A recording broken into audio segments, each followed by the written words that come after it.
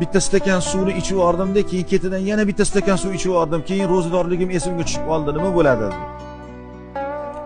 Alloh sizni mehmon qilibdi dedim. Demak, ro'zam ochilmagan? Yo'q, ochilmagan. Rahmat. Peshindan keyin yana telefon qilyapti. Qoraka deydi. Peshinda hamma atrofimdagilar ovqatlanib o'tirdi, men bemalol ular bilan ovqatlanib o'tiribman deydi. U nima bo'ladi deydi. Sizni esingizda yo'qmi dedim. Yo'q, ovqatlarni yeb bo'lganimizdan keyin yonimdagilar "Sen ro'za tutgan eding shekilli" deb aytib qolishdi. Qonim to'y bo'ldi. Qorin to'y bo'ldi.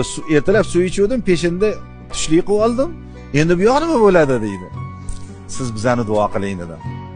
Siz bizani duo qiling. Allohga yaqinroq odam ekansiz. Kimni Alloh shunaqa qilib taomlantiradigan bo'lsa, yodidan ko'tarib qo'yadigan bo'lsa, Alloh o'sha odamni mehmon qildi deyiladi-da o'zi. Hatto bir kunda 2 marotaba yodidan chiqib qolsa ham. Ha? Endi lekin yetgan vaqtda yutar darajada turgan ekan, chaynab qo'yibdi.